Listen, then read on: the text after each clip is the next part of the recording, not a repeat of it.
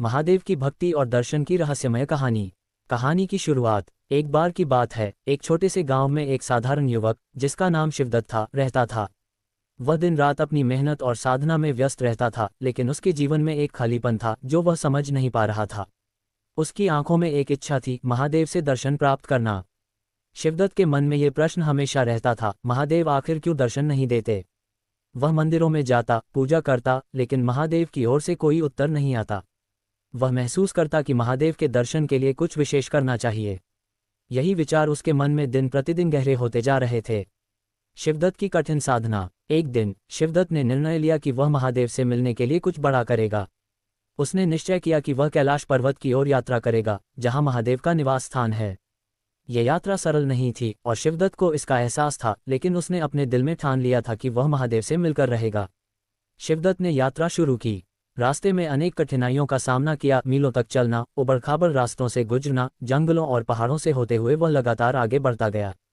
लेकिन इस यात्रा ने उसे केवल शारीरिक रूप से ही नहीं, बल्कि मानसिक रूप से भी मजबूत किया। उसने कठिनाइयों को पार किया और हर मुश्किल को अपने विश्वास और धैर्य से मात दी। महादेव का अप्रत्याशित दर्शन। कैलाश पर्वत पर पहुंचते पहुंचते शिवदत्त की हालत बहुत खराब हो गई थी। उसके शरीर में ऊर्जा का कोई अंश नहीं बचा था और वह असहाय सा महसूस कर रहा था। एक दिन जब वह एक गुफा में विश्राम कर रहा था, अचानक उसके सामने एक दिव्य रूप प्रकट हुआ। वह रूप था भगवान शिव का। महादेव ने अपनी कंठ में गहरी आवाज से कहा, शिवदत्त, तुमने इस कठिन यात्रा में अपनी सारी शक्ति लगा दी है, लेकिन क्या तुम समझते हो कि मैं सिर्फ मंदिरों में ही रहता हूँ। महादेव की आवाज में गहरी रहस्यमयता थी। शिवदत्त चौंकते हुए बोला, प्रभु, आप तो मेरे भीतर ही हैं, लेकिन मैंने ये यात्रा इस उम्मीद में की थी कि मुझे आपके दर्शन मिलेंगे। महादेव हंसे और बोले, तुमने सिर्फ शारीरिक यात्रा की, लेकिन असल में यात्रा तुम्हारी आत्मा की थी। तुम्हारी भक्ति ने मुझे आकर्षित किया। याद रखो, भक्ति वही नहीं है जो सिर्फ पूजा पाठ तक सीमित रहे। भक्ति वो है जो हर सांस में हो, हर कर्म में हो और हर विचार में हो। भक्ति का गूढ़ रहस्य। महादेव ने आगे कहा, तुम्हारी यात्रा का असली अर्थ ये था कि तुमने दुनिया की सभी कठिनाइयों को पार किया, लेकिन सबसे बड़ी चुनौती ये थी कि तुमने अपनी आत्मा में महादेव की उपस्थिति को महसूस किया। जब तुम अपने भीतर महादेव को खोज पाते हो, तो वह बाहर भी तुम्हारे सामने प्रकट हो जाते हैं। शिवदत्त ने पूछा, तो क्या मेरा प्रयास निष्फल था। महादेव ने उसे देखा और कहा, नहीं शिवदत्त, तुम्हारा प्रयास असल में तुम्हारी आत्मा की शुद्धि का प्रयास था। तुम्हारी भक्ति ने तुम्हें इतना महान बना दिया कि अब तुम्हारे भीतर मेरी उपस्थिति हमेशा के लिए रहने वाली है। शिवदत्त के चेहरे पर संतोष की रेखाएं दिखाई दी और उसके भीतर एक गहरी शांति महसूस होने लगी। वह समझ गया कि महादेव का दर्शन बाहरी रूप में नहीं, बल्कि भीतर के रूप में होना चाहिए। महादेव की भक्ति के 7 सिद्धांत। महादेव ने शिवदत्त से कहा, यदि तुम सच्ची भक्ति चाहते हो, तो मैं तुम्हें 7 सिद्धांत बताता हूं जिन्हें तुम्हें अपने जीवन में उतारना होगा। निष्ठा और समर्पण। भक्ति में निष्ठा और समर्पण होना चाहिए। तुम्हें किसी भी बाहरी परिणाम की चिंता किए बिना पूरी निष्ठा के साथ अपनी भक्ति को निभाना चाहिए।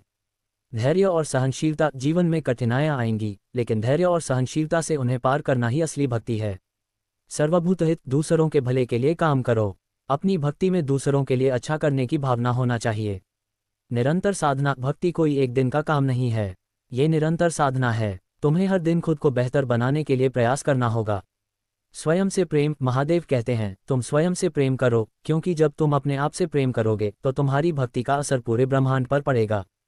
तपस्या और संयम। आत्मनियंत्रण और तपस्या की शक्ति से ही मनुष्य भगवान के करीब जा सकता है। आध्यात्मिक जागरूकता। भक्ति का एक सबसे बड़ा हिस्सा है अपनी आत्मा की गहराई में जाकर उसकी जागरूकता को महसूस करना। महादेव की उपस्थिति का अनुभव। महादेव ने शिवदत्त को आशीर्वाद देते हुए कहा, अब तुम मेरे दर्शन से लाभान्वित हो चुके हो, लेकिन याद रखो, सच्ची भक्ति का कोई विशेष रूप नहीं है। वह हर एक व्यक्ति के जीवन में अलग अलग रूप में प्रकट होती है।